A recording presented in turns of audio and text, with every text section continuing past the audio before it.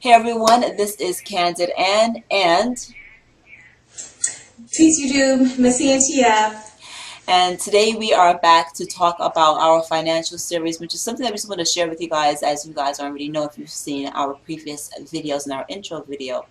And spoke to Miss ENTF about it, and we thought just to get the ball rolling, we would discuss, before we really get into like FICO scores and budgeting and all that, that we should spend some time speaking about wrapping our minds around the idea of saving money, because when you decide to start budgeting and saving money and all that stuff, you're going to have to start denying yourself. Your priorities are going to get shifted, and you might feel like, ugh, why am I downscaling my apartment? Why am I not buying the latest Mac collection? Why am I not buying whatever it is that you're used to buying? It's because you're reprioritizing, and you have to be okay with that mentally if you're going to go ahead and do this thoroughly. Otherwise, you're going to feel like you're being left out. You're going to feel like, why am I doing this? You're going to have some residual, you're going to deny yourself, and it's not going to be easy. So you have to wrap your mind around that first and realize that, the thing about me, like, I used to go to Ford University, right? Before I graduated from Lehman College, when my parents got divorced, and I spoke about that in another video, I went to Ford University. And I remember standing there in the Bronx. To the right was the Ford University campus, and to the left was the Bronx. And when I looked this way, the way that people were dressed, the way they walked, their priorities, what they had on them was totally different than when I looked this way. And I saw people in the latest gear, the latest tight pants, the latest whatever it was. I'm not saying tight pants, nothing wrong with that, but the amount of money spent on some of these tennis shoes is ridiculous. Right? So when I looked this way, it was a completely different environment. And I just want to talk about like the shift in priorities. That's basically what this is about. Mm-hmm. And it's going to be it is going to be difficult if you are accustomed to shopping and buying whatever you want, but still knowing within yourself that there needs to be some changes with your finances, or you need to do better at budgeting or paying off your debt or becoming debt-free, which you can become completely debt-free. And you'll be amazed at, once you become debt-free, how your mind changes about a lot of things, about going to work a 9 to 5, where before you're like, I need this job. I can't, live without this job. I have to. But you'll be surprised when you are debt-free and you pay off your debt.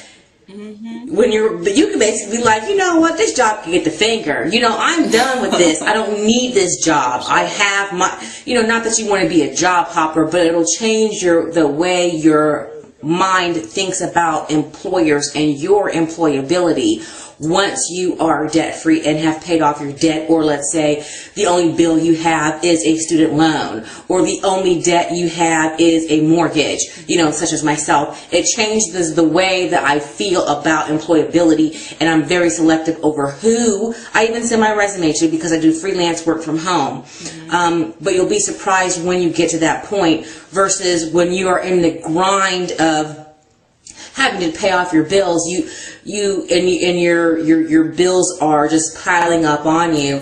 You're going to have to change the way you think about money and the way you think about your situation now, and know that it will get better and you'll become stronger, through the process. But a lot of the extracurricular spending is, and we talked about it before in the previous video about being encouraged, and you need to be encouraged because it does get better. But in the meantime, you have to change transition the way you actually think about money and how you spend your money and where your money's going. Not shopping, not even bargain shopping, not Goodwill shopping, not, I think Blue Fly just sent me an email the other day that said 85% off of something. I mean, I didn't even want to go to the website.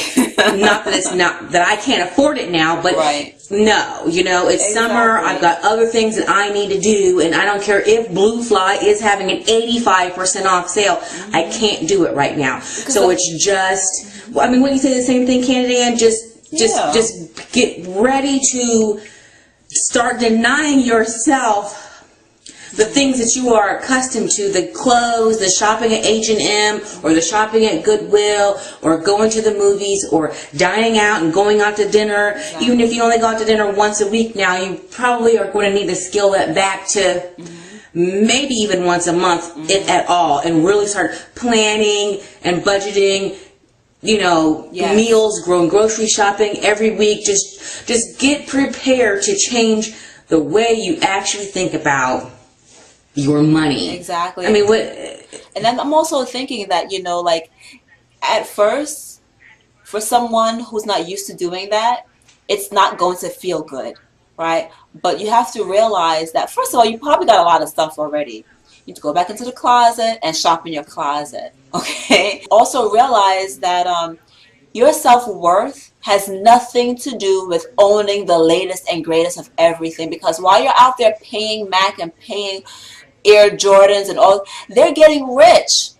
They are getting rich off of you. Meanwhile, what are you left with? A pair of tennis shoes that really cost a couple of dollars to make.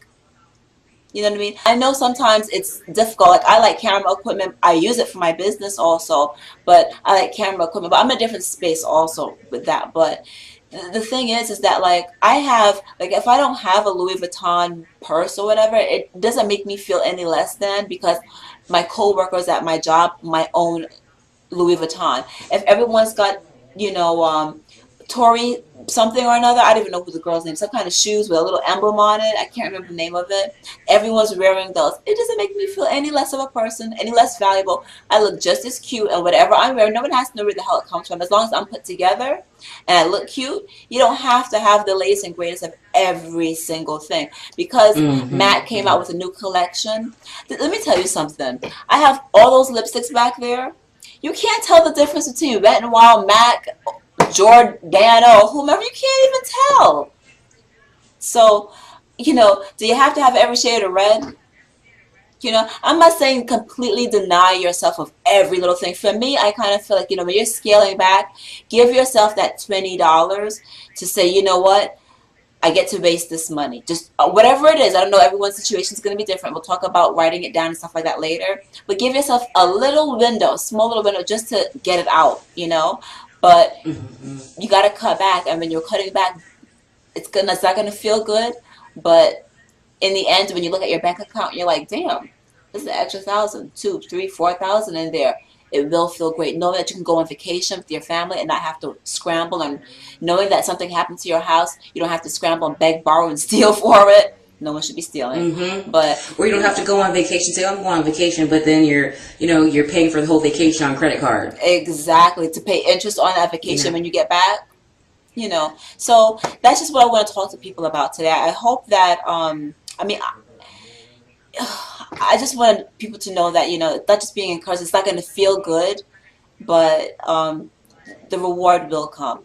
Because with financial freedom comes freedom. It's a matter of being able to live the kind of lifestyle that you want to live. And what Miss Ian Tiff was speaking about, when you have a job, they dictate the time that you're there, when you wake up, because you got to be there at a certain time. They dictate how many hours you're going to be spending there. So if you're not tied to that anymore, your options are open for the kind of lifestyle that you might want to have. When you have that investment fund saved up, that you can invest in an opportunity that you might be well versed in.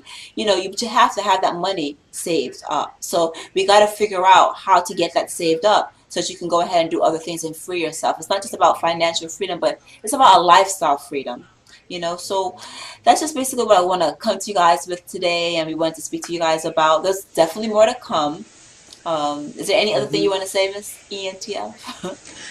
No, I just want to say that, well, yeah, there's something else I do want to add, and being that whom is supposed to be encouraged is everyone, because it's not just only the people who are making a lot of money. Because I know people say, well, we're living in a messed up economy and stuff is tight right now, and I don't have no money. I ain't got no extra money to do this, that, and the third. But this is for everyone, regardless of your income.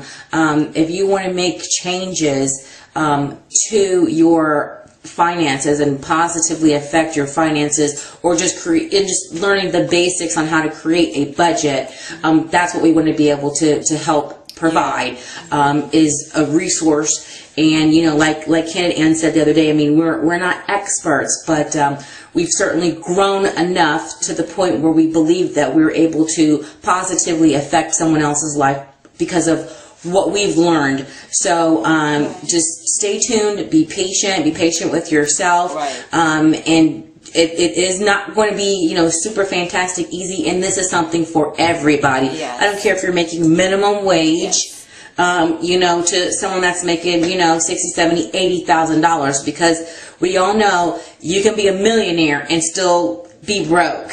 You know what I mean? Not only financially, but spiritually as well, you know. But we hear about all the time people that are millionaires and they're broke because they're misappropriating their money, or they're spending it on whatever. And so this is for everyone. And on top of that, people who like spend their money buying these things, I don't know if they're any happier. When you have a bunch of that stuff, I don't know if they're any happier. You know, it might make you feel good temporarily, but so the point here is just to know that happiness necessarily isn't in those things that you normally are used to purchasing, but we're going to redefine that, and not redefine, but we want to help you guys to define it for yourself, you know, so that you can be free of it, because when you owe like that, it is confining. So that's what this is about. I hope it has been encouraging. I hope that you guys stick with us, ask questions if you have any questions in the comment section, and more to come. So take care, guys. Thanks so much for watching. This is Candid Ann, and Missy and Tia. Yes, take care, guys. Bye.